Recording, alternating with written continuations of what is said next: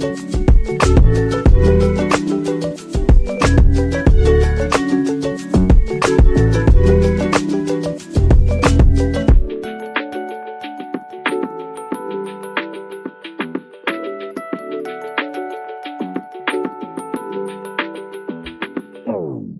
I'm digging deep into my personal memories to share a story about how an otherwise ordinary object became surprisingly important to me at a very young age.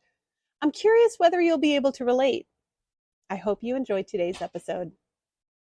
Hi, my name is Lindsay Smith with Exhibit Smith. I'm rethinking the way we save our stuff. I help people interpret, preserve, and better understand the objects that make up our world. If you have a lot of stuff, it might feel overwhelming. But believe it or not, I truly believe that artifact and heirloom preservation can be both easy and fun. In fact, I've developed a series of introductory level workshops just on this topic to prove my point. Learn more about them at exhibitsmith.com. Okay, back to today's episode. I'd like to talk a little more about downsizing, especially the thought process around who in your life might most appreciate your stuff.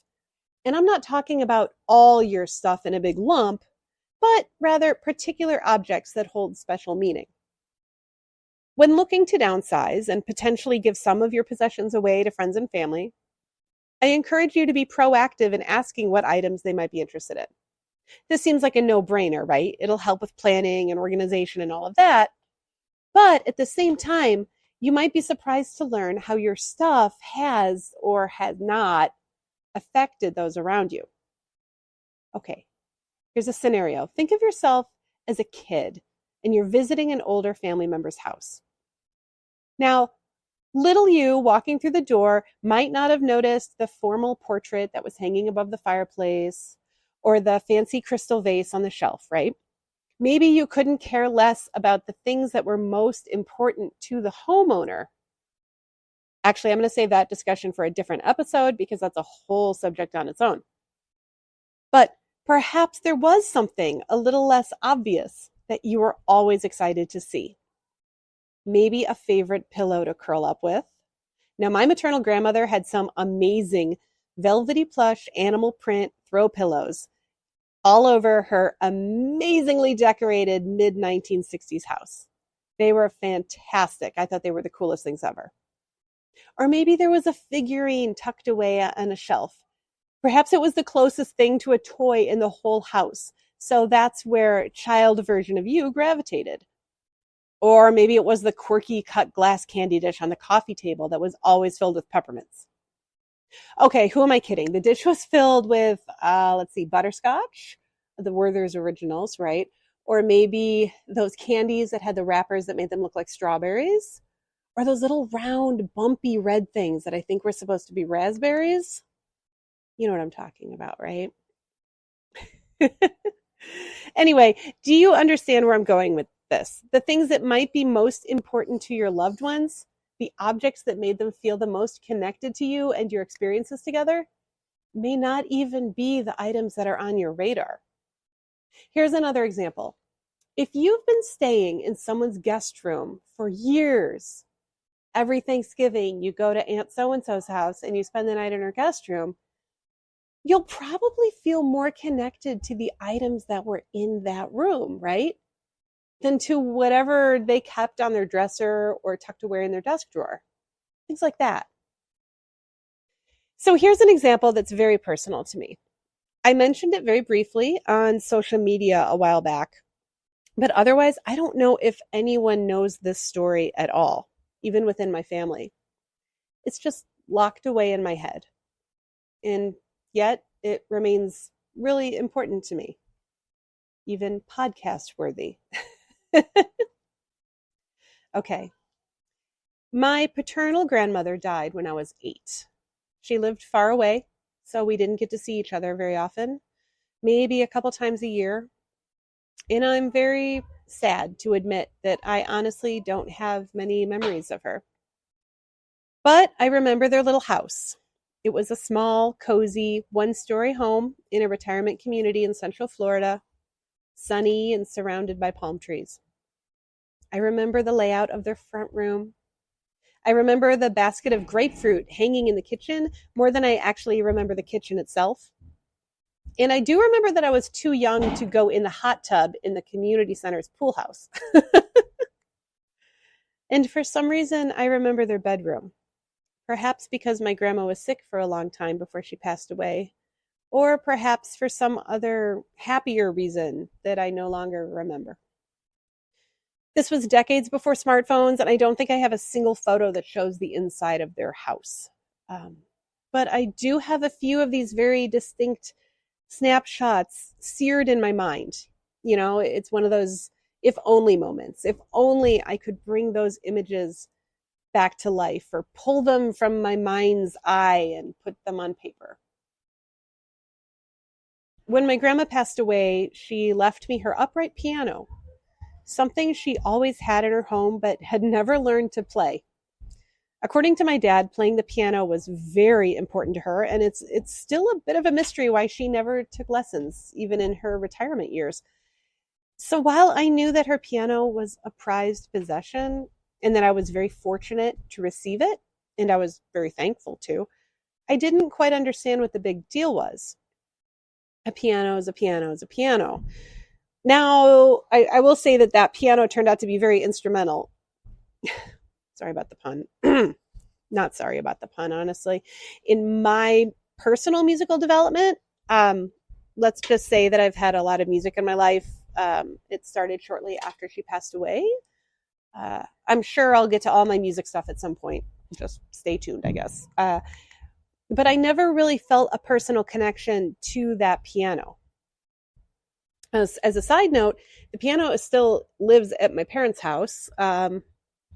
One day, I guess I'll get it moved across the country to be with me. One of these days. Easier said than done, right?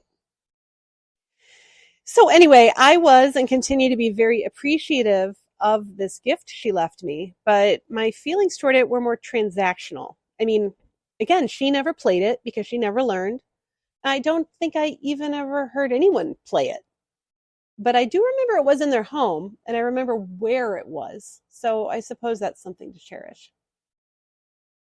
Now, concerning my grandfather, he was fortunate to live a long life after she passed away. So her death didn't result in some sort of mass exodus of stuff, right? There was no estate sale or divvying things up amongst the family. But if I had been involved in that sort of process, and again, I would have still just been an 8-year-old, I would have only asked for one thing. One item that was important to me in my relationship with my grandmother. One humble little object that could help me keep her memory alive. My grandmother kept a bowl in her dining room filled with yellow plastic flowers. Looking back, I think they were meant to be yellow begonias. I distinctly remember the two of us looking at them, checking on them, perhaps pretending they were real together. Maybe we pretended to water them, or maybe we were just dusting them. I don't know. I don't quite remember. All I know is that we were doing something grandma, grandkiddish together, and it was really sweet. And even though I didn't visit very often, it was something we always did. But I admit my memories are hazy. I think they were in a brown glass bowl, but I'm not even sure of that. It might have been a metal bowl. All I'm sure of was that they were plastic yellow flowers with a rubbery texture. I remember thinking of them after she passed away because they were one of the few tangible memories I actually had with her, having spent our lives 1,000 miles apart. So here's the thing. No one knew the flowers were special to me. My grandmother might not have even realized their true intrinsic worth. I remember visiting my grandfather a while after, and the flowers were gone. I only thought to ask about them many years too late. I mean, there was no one to blame here. They were cheap plastic flowers that were probably collecting dust and taking up space. So, I assume that they were unceremoniously tossed out on some random sunny Florida afternoon. But I continued to think about them as I grew up, still picturing them on the table in their little dining room, as if they were still there. Long after my grandfather had remarried, long after he moved out of state, and long after he passed away. In my mind's eye, those flowers are still there. It's been 36 years and I'm still thinking about them.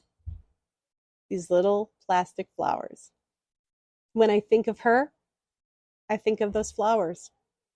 And I also realized that those little plastic flowers were probably old when I first encountered them, and they'd probably be a pretty sad sight today.